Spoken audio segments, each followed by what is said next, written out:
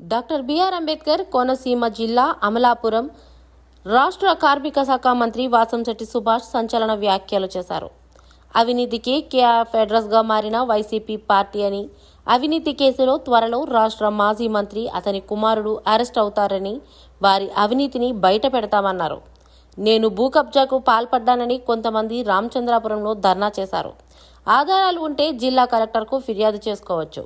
YCP నేత పిల్లి సూర్యప్రకాష్ అవగాహన లేని రాజకీయాలు చేస్తున్నారు. పిల్లి సూర్యప్రకాష్ నాపై చేసిన ఆరోపణలకు లీగల్ నోటీస్ ఇచ్చారు.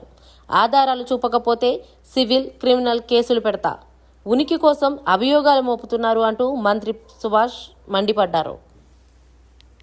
ఎవరు చేసినా సరే పీడీ యాక్ట్లు కూడా పెట్టడం జరుగుతుంది, ఇందులో సందేహం లేదు. ఎవరైనా అర్థం లేని అభియోగాలు చేసి పిచ్చివాగుడు వాగితే ఆధారాలు చూపించకపోతే కఠిన చర్యలు తీసుకుంటాం, అందులో సందేహం లేదు. ప్రధానంగా అనుచరులు ఉన్నారు అనేసి కొంతమంది మహిళలు, కట్టా గోవింద్ అనే సర్పంచ్, కొంతమంది అలాగే ఓ రౌడీ షీటరు ఆర్టీఓ ఆఫీస్ వద్దకు వెళ్ళి ధర్నా చేయడం జరిగింది. ఏదో మంత్రి భూ కబ్జా చేశాడు, దానికి సహకరించాడనో కొన్ని అభియోగాలు చేయడం జరిగింది. ఈ ప్రెస్ మీట్ వేదికగా చేసుకుని రామచంద్రపురం నియోజకవర్గ వైసీపీ కార్యకర్తలకి ఒక చెప్పదలిచాను. దయచేసి మీరు అమాయకులయ్యి కొంతమంది మీ నేత, మా ప్రతిపక్ష నేత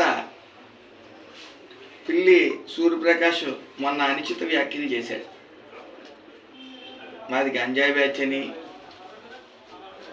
గంజాయి రవాణా చేస్తున్నానని, రౌడీ షీటర్ అని కొన్ని అభియోగాలు చేయడం, నేను లీగల్ నోటీస్ అతనికి పంపడం, అతను ఏ సమాధానం కానీ ఆధారాలు కానీ చూపించలేకపోవడం, వెంటనే బుధవారం రోజున నేను సివిల్ కేసు ఒకటి అలాగే క్రిమినల్ కేసు కూడా అతని మీద ఫైల్ చేయడం జరుగుతాం. అతను ఏమి చేయలేక అతను సర్పంచ్ అయిన గోవిందు గతంలో మహిళలు కూడా అలాగ మాట్లాడటం జరిగింది. ఎందుకంటే మహిళలని గౌరవంతో నేనేం మాట్లాడలేదు. అది నా మంచితనాన్ని చేతకంతనం కింద తీసుకుని మళ్ళీ నిన్న అవసరం లేని అభియోగాలు నా మీద చేయడంతో ఇప్పుడు లీగల్ నోటీసులు పంపడం జరుగుతూ ఉంది.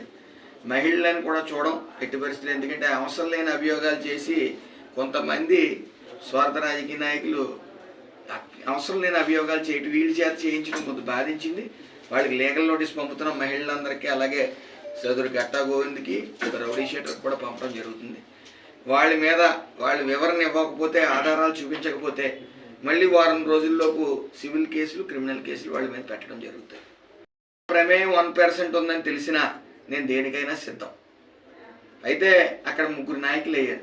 రామచంద్రపురంలో ప్రతిపక్ష నాయకులు 3 ఉన్నారు. వాళ్ళ ఉనికి కాపాడుకోవడం కోసం అక్కడ అవసరం లేని అభియోగాలు చేస్తూ ఉన్నారు. ఇది పాస్బుక్లు నేను ఇప్పించానని సదరు విషయాలు చెప్పుకొస్తున్నారు. అది ఏ ఉద్యోగం అయినా సరే ఓ అధికారి, ఒక రాజకీయ నాయకుడు చెప్తే ఒక ప్రభుత్వ అధికారి ఎందుకు చేస్తాడు పని? చేస్తే చట్టాలు ఉన్నాయి, అలాగే పై అధికారులు ఉన్నారు, వాళ్ళు ఉపేక్షించరు. కాబట్టి వాళ్ళకి ఏమన్నా అన్యాయం జరిగింది అనుకుంటే అన్యాయం చేసిన అధికారుల మీదకి వెళ్ళాలి. అంతేగాని ఇది ఒక పొలిటీషియన్ చెప్పాడని చెప్పి పాస్బుక్లు ఇచ్చేయడం, ఇది రాతి యుగం కాదు. పైగా ఇది వైఎస్ జగన్మోహన్ రెడ్డి ప్రభుత్వం అంతకన్నా కాదు. Cash down carry on YSR ప్రభుత్వం, డబ్బులు తీసుకోవడం, పని చేయటం. కానీ ఇది ఎన్డీఏ కూటమి. అక్కడ ఉన్నది రాష్ట్ర ముఖ్యమంత్రి నారా చంద్రబాబు నాయుడు గారు ఉన్నారు. ఎట్టి పరిస్థితుల్లో చిన్న అవినీతి జరిగిన, అలాగే ముఖ్యంగా మొన్న అసెంబ్లీలో కూడా మీరు చూశారు, ల్యాండ్ గ్రాబింగ్ యాక్ట్ అనేది ఒకటి వచ్చింది. కాబట్టి ఇలాంటి పొలిటీషియన్ అన్న ఒకరే, అధికారన్న ఒకటే, ఎవరు తప్పు చేసినా సరే ఉపేక్షించేది ఈ ఎన్డీఏ కూటమిలో ఉండదు. ఇది వైఎస్ఆర్ ప్రభుత్వం కాదు. కాబట్టి ఆ సవాళ్ళని స్వీకరిస్తున్నాను. మీకు ఎవరైతే అభియోగాలు చేశారో వాళ్ళు వెంటనే ఆధారాలు బయట పెట్టాలా.